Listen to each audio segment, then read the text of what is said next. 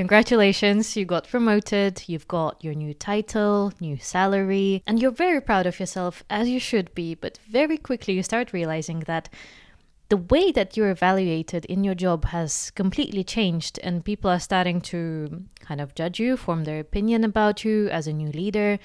But no one ever told you the rules of this new game. In my Big Four consulting job, I worked with leaders who just stepped into a more senior leadership role and helping them through that transition. And as much as I wish that there was training for this sort of stuff, and some companies are great at giving you that, but most of the time you kind of have to figure it out on the job. And the thing is that this is very tricky territory. It's so hard to understand how the expectations change, how you are assessed, what will your performance be judged on, and also how to actually establish yourself as someone who is a leader, not just a good manager. So in this video, I want to talk to you about these new rules of the game if you're a new leader, newly promoted into that role, and how to navigate that new territory quickly so that you don't get stuck. We'll cover 4 key changes that you will be experiencing, and the first one is work to perception. That is something that is relevant at all levels, in corporate especially, but I'm also guessing in other sectors. But the thing that starts being really key when you become a senior manager or a leader in your organization is that the work you actually do starts playing a much smaller role compared to the way you are perceived and what you're perceived to be doing, to be supporting, the rooms that you're actually in and that you seem to be influential in, the people that you know, and all of that stuff is about almost the brand, the image that you create for yourself. Because typically in a corporate journey or just in any career journey, the first maybe junior to mid-career years, you're building your reputation. And then after that, your reputation kind of works for you. And in senior leadership, that is absolutely everything. So the way that you're perceived, what people think about you, plays a much bigger role than actually the stuff that you might be doing day to day. And it can be incredibly hard to be objective about the way that you think you are perceived because we're so completely immersed in our bubble and in our own perception of how we're doing and what values we portray. There are 2 very quick methods to try and address this. One is think about yourself as just another person. Think about yourself as a stranger that you meet at work. And then if they were talking the way you talk, if they were communicating with the tone and the authority and the language that you communicate with, how would you perceive them? That's a very easy exercise to do, to actually think, well, if I met a person who just has the exact same characteristics as me, but it wasn't me, how does that actually come across? And then the second method is to ask other people. And for this, you need to be very selective because you cannot just ask your work bestie because they will just not be objective. They will just say all the nice things about you. You also cannot ask someone who, for example, you are managing because they'll just feel uncomfortable answering this sort of stuff.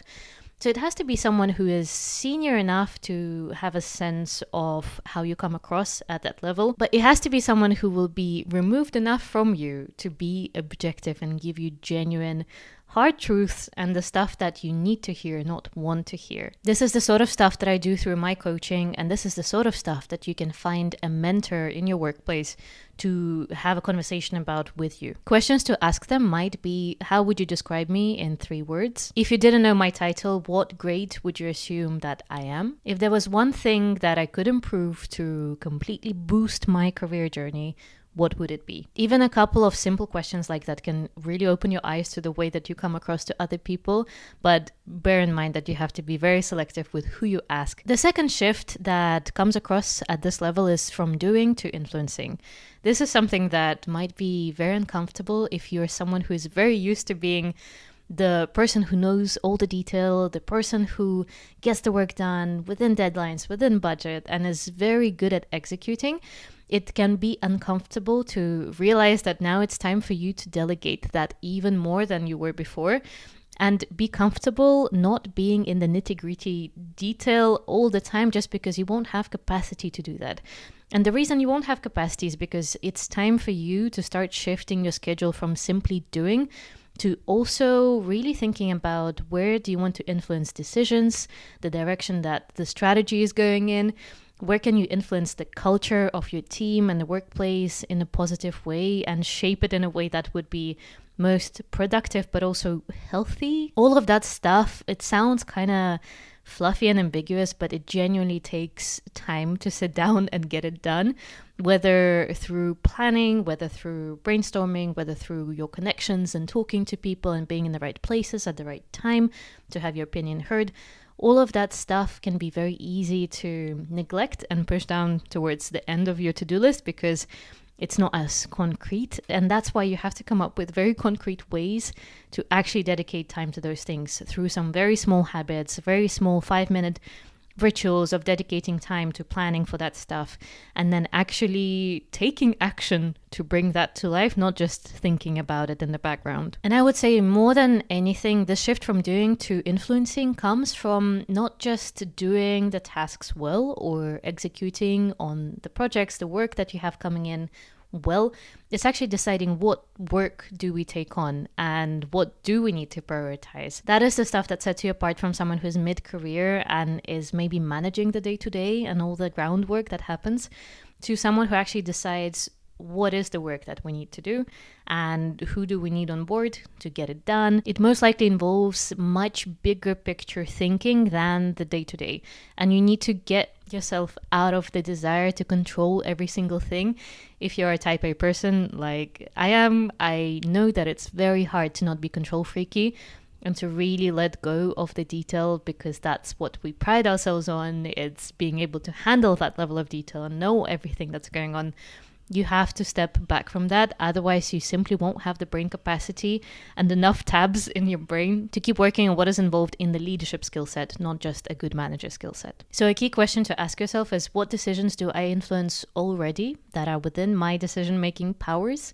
Secondly, what decisions do I want to be able to influence? And thirdly, what do I need to do to actually get there and be in a position for people to trust me to make those decisions? Shift number 3, you will probably hate, and it's the shift from being liked to being respected.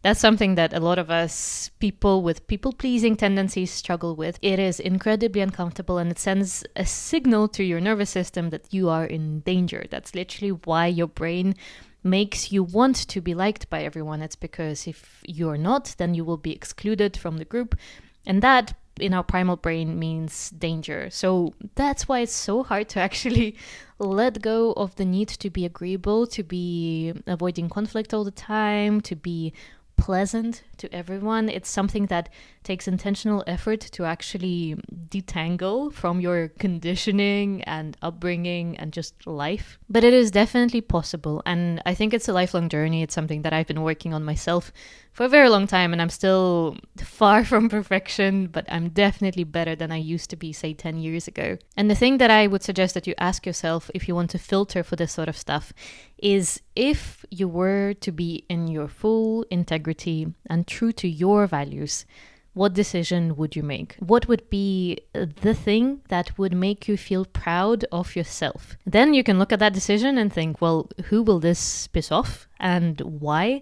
And how can I really prepare myself to tolerate that a little bit better and realize that if in the long run I am aiming to do the right thing, I'm motivated by values that I genuinely believe in, then if you filter your decisions through that, chances are that you will piss people off, because there's no pathway that pleases everyone. And that's the thing that us people pleasers get wrong, is we think, if only I do this, this or that, then I will avoid any dislike. But that's actually not true at all. The thing is that you will be pissing people off.